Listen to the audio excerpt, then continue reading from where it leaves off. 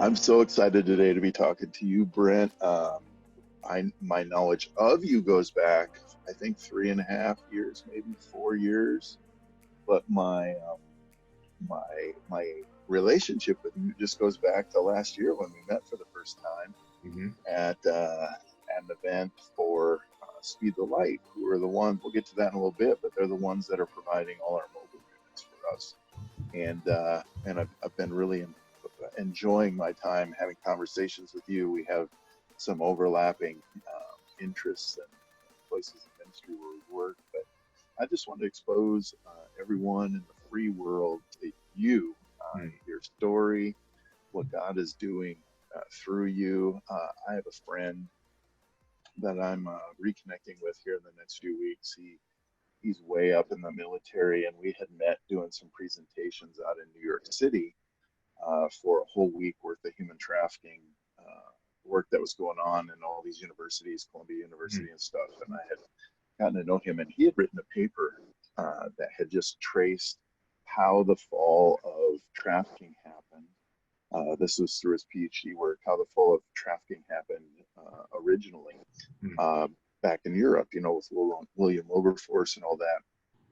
And really the crux of what he was saying in this paper was just showing all the different areas that had to have been done so well for that overwhelming industry to collapse. And so he was talking about those who are, the abolitionists in every area the abolitionists are in. And so, one of the things that is so desperately needed in our times as it was then was a reimagining, a re-understanding of what actually was going on, and then a way to really fund the efforts, because even the government back then didn't ultimately have enough money that it took to have this legal slavery implode under its own weight finally, right?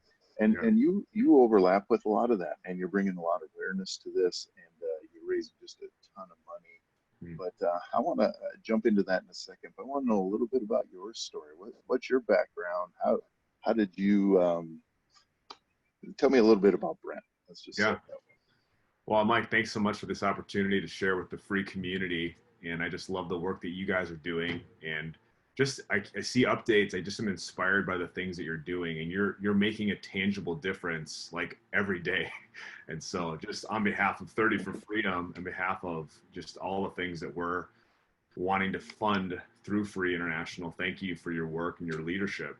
This is no small thing that we're tackling together, and you're on the front lines doing great stuff. So just know that on behalf of 30 for Freedom, we're honored to partner with you guys and excited to see what God will do through this. But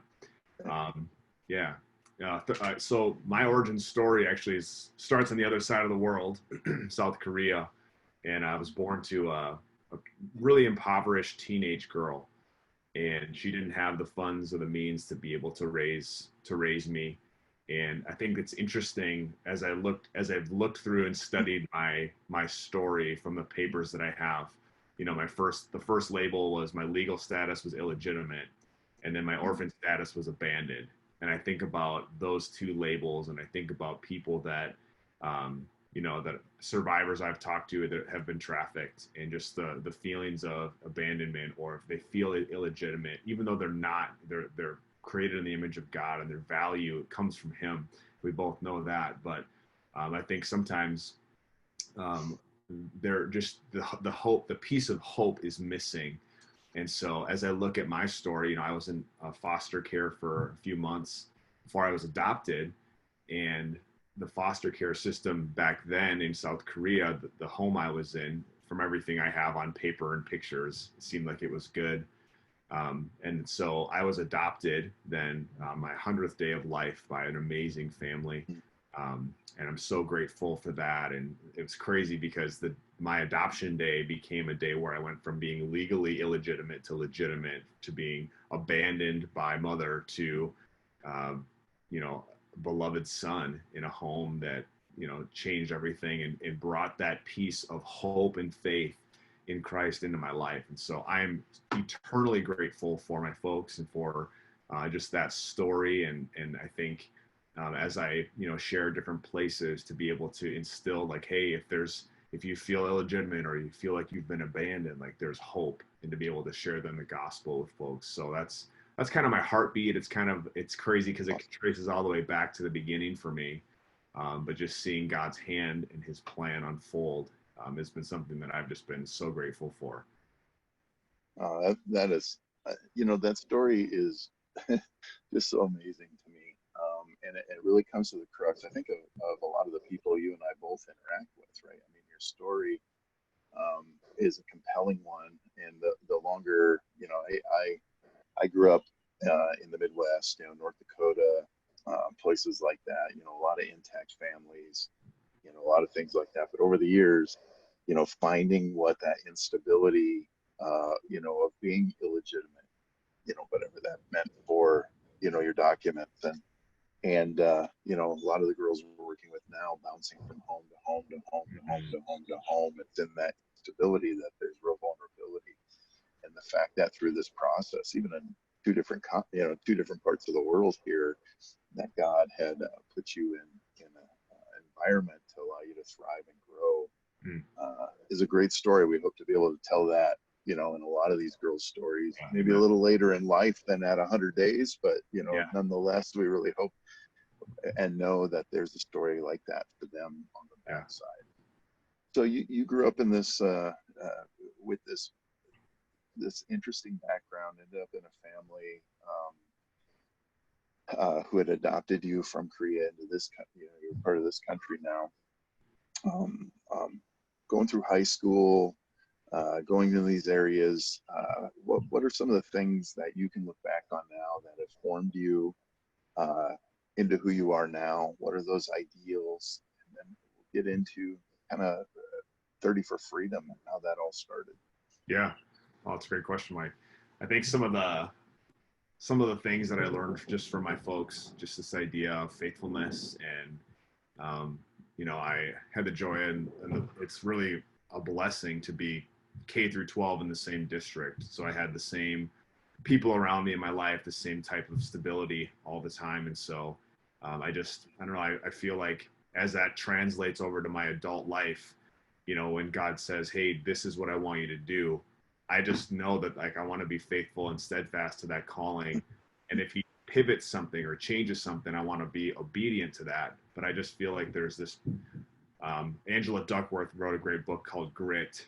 And I just feel like I've seen that in my folks, and I want to have grit in my life and in my family and in ministry and things like 30 for Freedom. And so I think that's probably one of the things that I learned from them that I'm trying to, implement in my life now. And as it relates to endurance sports and ministry, stuff like that. So I think that's one of those big things. And then I think just this ideal of togetherness. We can do, a little bit alone, but we can do so much more together. And I think even thinking of the partnership of 30 for Freedom and Free International, like we can do more together than we could ever do alone. You know what I mean? So I think grit and then togetherness are probably two of those highlight things for me that I picked up along the way. Oh, that's awesome. Grit is one of my all-time favorite words. Yes. For sure. And I'll tell you what, man, that word is no better used than what's ahead of us or what we're all dealing with right now, for sure. No doubt. And obviously is what a lot of our country has been based on. That, I grew up around farmers and ranchers and oilmen, right? I mean, grit was DNA, part of that world. Yeah. And with Free, it's really both those things you said. I think that's why we're so kindred. It's really part of what we're about at Free International, right? I mean, you put the work boots on, you go to work, every day, that grit that's needed, and you have to be that way in the neighborhoods we continue to work in, right? I mean, just a lot of the girls we even work with, grit is all about how they survive, all the time. Wow. And in fact, Big Kettle Drum, one of the friends of mine who have a band, Big Kettle Drum, they wrote a song for Free International a couple years ago called Free Again. And it's based based on a girl who's in her situation, Mm. and is gathering up that courage for when she's going to be free again in a situation. It's a song about grit, and then of course, like you said, collaboration, right? Collaboration, togetherness, community, right? Broken community is a lot of the reason this great evil happens in our world in the first place, right? A tearing of that community bond, of that togetherness, and so it takes a reknitting of that, a reimagining of that for those we're working with to understand, Yeah. Not only just how to work together, when everyone has kind of individual space and what they're doing, but how that working together really builds a stronger community bond that allows healthy relationships to develop. And I love that. I love those two words that came out of your mouth there. That's just perfect. So with grit and togetherness, community togetherness, um, how in your process of, all right, here's my background. You're a minister. You're working in ministry now in different areas. Grit and togetherness. How does that fit into what you're currently doing in the ministry that you're a part of? And then how did 30 for Freedom, kind of come out of that mindset, those things that you're all about, grit, togetherness, or how do those pieces weave into 30 for Freedom as well? Yeah. I think, as a 20-year-old kid, I felt like God was calling me in a pastoral ministry, which was honestly, Mike, it was terrifying. My greatest fear all throughout my growing up years was communicating or reading publicly. And the thought of having a weekly time, a platform where that would be the call, to do that freaked me out. And so went to Bible college and was pursuing a pastoral degree. And it's actually interesting because that's the same year I was called to ministry is the same year I heard from David Grant from Project Rescue. And I was not spiritually or emotionally prepared for what I was about to unfold during that chapel time, as I sat in my chair and squirmed hearing about the horrific things happening to these little kids in India and the trafficking that was happening. And here I am, a 20-year-old kid, knowing that I've got probably $100 in my bank account and I could give in the offering that day. I knew I could pray, but I was like, I got to do more than just this little bit I have. I want to do more than just hear about this and feel all these things and then move on to I couldn't just move on. And so for me, part of grit is this idea of, I think we live kind of in like a instant or a microwave type of culture. And I feel like grit is more like it's got to go in the crock pot. And so for me, it was like 9 years of like thinking of what could I do? How could I do something with what God has given to me to make in some kind of impact in the realm of fighting human trafficking. And so fast forward then 9 years, I'm 29, about to turn 30. 5 months actually, exactly to the day before I turned 30, and I was out with he's a Marine, but he was one of my students when I youth pastored, and we were chatting over breakfast, and he said, "Hey Brent, what's new?" And I said, I turned 30 in 5 months, and I said, I feel like God's given me this dream, this passion to run 30 miles on my 30th birthday, and I'm supposed to run with 30 people, invite 30 friends to do it with me, and raise $30,000 to fight sex trafficking, because every 30 seconds someone becomes a victim. And he reaches in his pocket and he hands me across the table $100 bill, and he said, "I hear in the military just briefings about trafficking everywhere, all over the place." He goes, it's horrific, and he said we have to do something to end it. And he hands me this $100 bill. And so up to that point, I hadn't taken a lot of action about inviting people into that 30-mile run or raising $1,000 each. And so I went to the car and I sent 2 messages, one to my friend Paul Herkman at Venture, which they do all of the hiking, biking, and running. They do tough things in tough places. And then I sent a message to our district youth director at the time and just said, "Hey, this is my dream. It's 5 months from now. I will work very hard in these next 5 months, but can we make this happen? And they both said yes. So then I spent the next 5 months inviting people to run 30 miles with me. Most of which people were like, there's no way on earth I would ever do that. That's terrible. Sounds terrible. 30 miles. And and then I would tell them what it was about, and I would share the heartbeat behind this, and kind of tracing it back to that chapel experience I had as a 20-year-old kid. And they would pretty much invariably they would call me back within a week or so, and they'd say, I hate running, but I hate sex trafficking even more. And Mm. so my 30th birthday, I'll never forget it. Is one of the most unbelievable days of my life, Mike. We had 48 people that said, I'll run 30 miles with you. And then we had 75 people who said, I'll run a 5K version, 3.1 miles for freedom. Mm. And so 123 of us lined up on my birthday, and we ran all of our distances, and one person even biked it.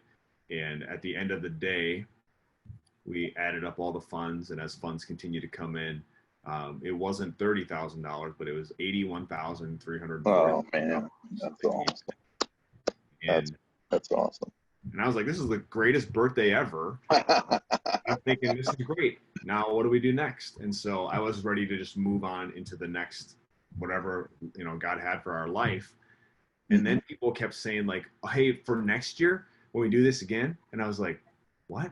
They're like, yeah, for what this is this 30-mile run next year. And like they're like, I'm gonna bring my team, I'm gonna bring my youth group, I'm gonna bring my church. And it became this thing where I was like, I guess we're doing this again this next year. And then we had 400 people the next year that came, and Wow. it was 170 some $1,000 that was raised. And so every year it seems like it's grown in participation, it's grown in funds raised. And so this year will be year 5, which is wild. It's wild to think that, but I think either this year or next year we'll cross the $1 million That's awesome. marker of funds raised to fight trafficking. So That's awesome.